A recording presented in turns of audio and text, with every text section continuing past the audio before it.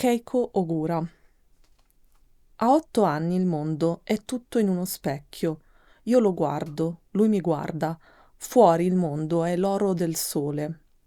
Lui è uno, io sono una etrina. Sono mio padre e mio fratello e poi sono il ramo che scende verticale da un albero cresciuto male. A 8 anni non sai come uno specchio possa schizzare, lo impari piano con le palpebre che fanno male.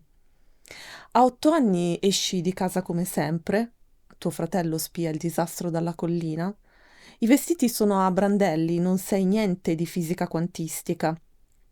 E vai, corri da chi non può che elemosinare l'acqua che plachi la doglia o uccida fatalmente. A 8 anni uno sbaglio è qualcosa di normale. A 8 anni non conosci ancora la legge della bomba atomica, della vita.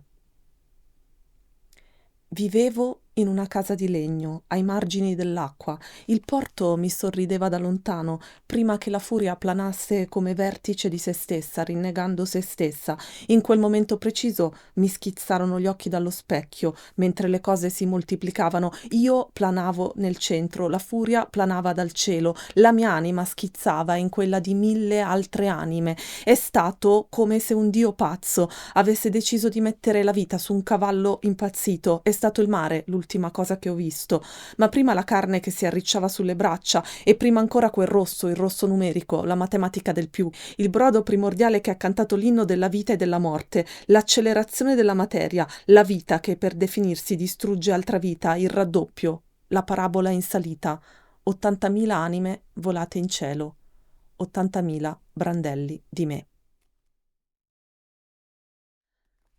2 bambini. Da soli siamo 2 bambini a cui riempire la bocca di latte. Hansel e Gretel che spiano dal bosco le streghe dei sentieri. È nella pianura che inizia la violenza, per questo dobbiamo correre veloci come il vento, nasconderci nella pancia della montagna. La voce non è rotta quando srotola il catalogo delle cose da fare. Dobbiamo sostare in silenzio contro gli alberi, accarezzare con le schiene le torte caviglie delle piante. Dobbiamo soprattutto pazientare, attendere che dal ventre della terra fiorisca l'albume. La tenerezza del guscio d'uovo, pulirlo, annusarlo, distendersi accanto, proteggerlo dalle fate, dai gufi che urlano sopra le prede. E uscire sempre a vedere di che colore sono le schiene dei ragni, quando rotolano e rotolando perdono le misure. Quando mi hai chiamata per nome, mi sono inginocchiata. Quando ho pianto, mi hai chiuso la bocca col tuo latte. Hai scambiato le mie mani per la distesa che separa Israele dall'Egitto. E lì hai piantato 6 chiodi. Sei feroce, lo sai. Sei feroce quando pensi solo al tuo piacere di latte e pensi e speri che io non ti veda, quando con gli occhi segni il tempo dei predatori. Questo mondo che ci respinge e ci accoglie. Potesse essere lo stomaco teso di una vacca, il caldo rifugio dove affondare le mani, la palpebra molle di un modo diverso di dire bene. Abbiamo chiuso gli occhi con la cera lacca, ciglia contro ciglia, battito contro battito. Non c'è nulla da vedere nel mistero di rocce, nel ventre dei monti. Il calcare si distende e distendendosi dichiara il ciclo chiuso di una ruota che gira su se stessa. Un modo diverso di dire male. I giardini non esistono veramente. Sotto la terra c'è qualcosa di più vero, di più grande. Penso che me ne andrò di qui. Correrò verso la pianura, ancora più avanti. Ho bisogno di spazi che non finiscono, di un modo diverso di dire bene e di dire male. Guardo la neve che cade di traverso. Cade di sbieco il dolore quando la violenza si acquieta. Solo le foglie sanno dire quello che provo, le osservo mentre con i piedi le sfarino. Vorrei fondermi nell'asfalto, gettare via questo eccesso di corpo che pesa e pensa. I 6 chiodi che mi hai piantato sullo sterno gridano come gufi. Giocano a rifondare il mondo tenendosi stretti a un addio, lisciando la superficie del tempo, credendolo un salto alla corda, qualcosa da far esplodere di colpo.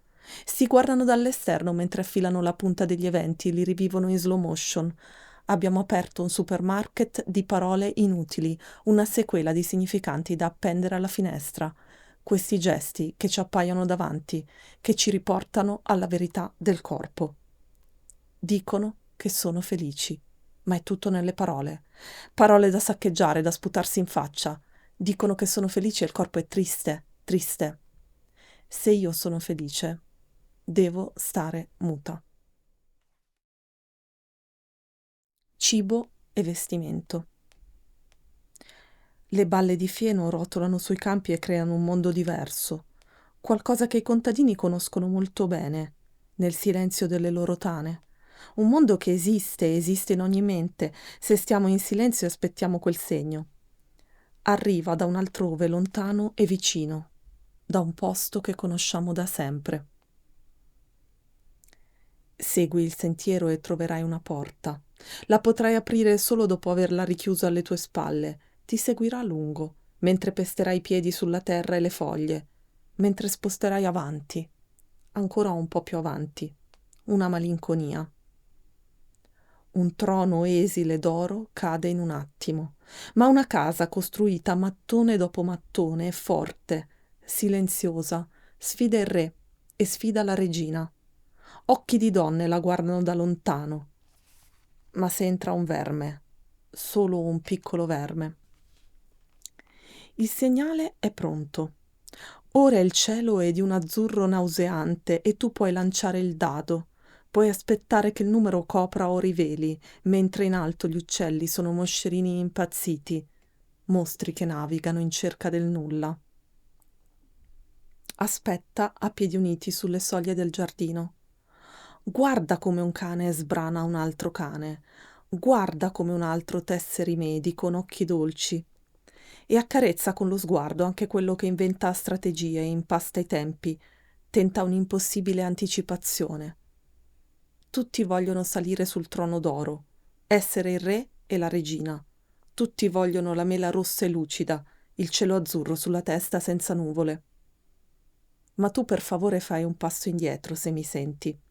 Ci sono piani che si intersecano su questo sfondo liscio e tu puoi, se ti impegni, vedere qualcosa di diverso. Cammina lungo il fiume, attendi che l'acqua si increspi. Stringi forte tra le dita il sasso appuntito. Imponiti la ferita. Ci sono bende che penzolano da un balcone. Tutto è risolto e irrisolto in questo lago calmo, dolce il vento accarezza la pelle. Non pensare di poter redimere una pena, di cancellare per sempre quel nucleo ossidato. Fa così. Accerchia la ferita, prendi le bende, lenisci con un balsamo la faglia che increspa braccia e gambe. Poi vai nel mondo, con ampi occhi e occhi grandi. Spia da dietro un sasso chi si muove come te, riconoscilo e strisciaci accanto. Abbraccia forte tutti i feriti. I giorni della catastrofe. Magari una volta ti è capitato di sperimentare il foglio bianco, uno schermo vuoto su cui incidere segni. Allora, in quel momento, sei stato l'essere umano primordiale che faceva grande il mondo, ripetendolo, ricostruendolo. Segnare significa aggiungere energia alla materia volatile, imprimere, sperare che la roccia conservi nel suo mistero fitto un senso che resti. Un demiurgo scrive sempre su una roccia. È sempre tacito di fronte a una parete verticale. Quando arriva il morbo, imprime qualcosa sulla pelle. Il segno lo scopri di notte. Ti alzi e sei già. Cammini nel latte. Il segno annulla la storia. Chiunque cerchi di scrivere non sa mai niente. È solo, solo di fronte al foglio bianco. Improvvisamente il bianco si macchia, di nero. Sai che da quel momento qualcosa avrà forza centrifuga, violerà la circonferenza. Se la malattia è come l'acqua, mi fermo ad aspettare. Aspetto che accarezzi come velluto la polpa e che passi senza lasciare. Un abbraccio, un segno come un anello annodato sulle dita del mondo. Nel bosco ho visto un animale che respirava. Gonfiava e sgonfiava il polmone, apriva e chiudeva le porte. Ho atteso un attimo, poi sono fuggita, verso porte che si aprono e si chiudono a intermittenza. Tutto il mondo adesso è pieno di una macchia che si allarga, sbrodola nei bordi e non sa comprimere, rotola verso un altrove che non conosciamo. Guardo il TG solo di sera. Aspetto che le parole si strozzino in un punto. Sono così vicina a me stessa che le ginocchia diventano un mento più lungo. Se ho fame, prendo la farina e aspetto che diventi altro, altro da sé, rimanendo sempre se stessa. Ho visto sui balconi stendere panni e pianti. I balconi bruciavano ed eravamo più di 10.000. Poi siamo diventati una macchia rossa sulla roccia. Come in un lungo sonno ho aspettato la fine dell'epidemia. Ho letto 2 capitoli scritti da Manzoni. La peste scopriva il petto degli uomini, ne mostrava le escrescenze. Ma tutto era già accaduto. Guardare il mondo come dentro una teca. Malattia come protezione. Fleur Jeggi. I beati anni del castigo. Beati, perché castigati. Mio padre e mia madre erano chiusi dentro una teca. La teca volava e viaggiava. Era arrivata lontanissima, eppure era vicina. Ho guardato su uno schermo allargarsi una paura. Tu dici di non guardare sempre, ma i miei occhi sono superfici che riflettono. E dentro ho cercato una mano, un piede, qualcosa di umano. Hanno ucciso George Floyd. Lui e l'assassino lavoravano insieme in un nightclub. Ha detto: non riesco a respirare. Poi qualcosa è schizzato sullo schermo liquido e mi ha urlato nelle orecchie. Uccidere il microbo, risvegliarsi animale sul dorso, come nel castello, di Kafka, di vetro, una teca che abbraccia e schiaccia l'animale. Il mondo è una macchina, il mondo è una macchina, sei tu. E più è organico, più è macchina. Voliamo lontani da qui, in una teca leggera e bianca. I poeti sono sempre folli, mi chiedi. Ma tu lo sai che sono prosastica nella vita. I poeti o sono folli o sono normalissimi. Spesso non sono poeti. Ci siamo chiusi in una casa e per un po' è stato bello. Ho litigato con 1000 persone attraverso uno schermo. Poi ho litigato con te. E alla fine ho litigato con me stessa, che sono quella che sopporto di meno. Segno queste parole ora che tutto è forse passato, ma vorrei rimanere con questa fragilità fra le dita, trasformarla in un anello da indossare. Il titolo sarà Lei che non voleva dimenticare. Il mattino adesso è pieno di sole. Fuori gli animali sono svegli e l'acqua torna ad essere in un luogo preciso. Andiamo via da qui? Sì, ma torniamoci sempre.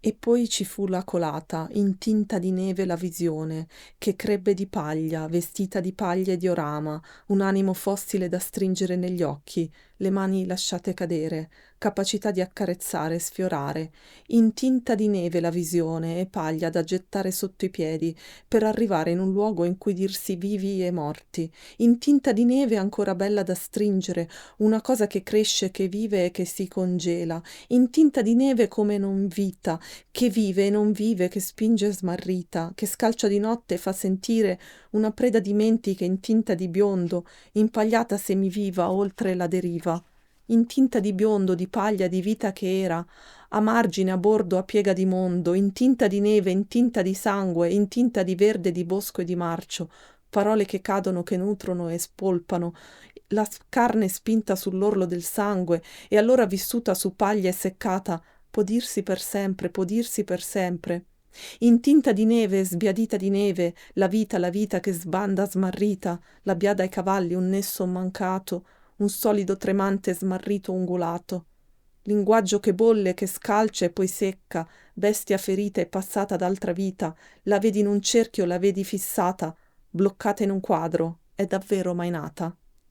E le cose invisibili diventano visibili, e le cose visibili diventano invisibili. C'è qualcosa di intollerabile nella natura, nel ventre alchemico. Per questo ci rifugiamo nelle tane di sasso, nel grigio del mondo. Un cucciolo ti guarda e vuole dirti: vieni, non ti faccio del male.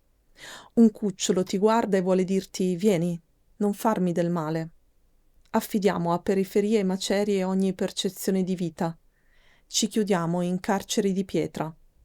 Preferiamo mettere il naso in questo poco che saperci davvero vivi. Fra la sabbia che si crea e quella che si deposita si apre una voragine che chiamiamo tempo. Ci siamo dentro e lo osserviamo, lo dipingiamo su una foglia. Apriamo gli occhi sul mondo per dire esiste. Apriamo gli occhi sul mondo per dire esistiamo. Poi nello stesso tempo ci ricordiamo che è un sogno, che questa pietra che ora vedi esiste e non esiste. La chiamiamo zona fra essere e non essere. Appoggiamo i piedi per terra per ricordarci che c'è qualcosa chiamata gravità, ma in altri spazi, in buchi temporali e spaziali, ma fuori, fuori da queste coordinate. Ci aggiriamo quindi per la città. Le case sono case, i cani cani. Quando si incontrano, tanto più si somigliano, tanto più si abbaiano contro. Il vento raccoglie i loro guaiti e li disperde in una porzione più grande. Le cose esistono solo se compresse. Queste immagini in movimento sono tutte dentro di noi, fuori. Questo tempo non è ancora il tempo. Sono Laura Di Corcia, sono una poetessa nata a Mendrisio, e ho iniziato a scrivere durante il periodo universitario. In questo momento mi occupo di insegnamento, di giornalismo culturale, di critica letteraria e teatrale e scrivo poesia e anche radiodrammi e scritti per il teatro.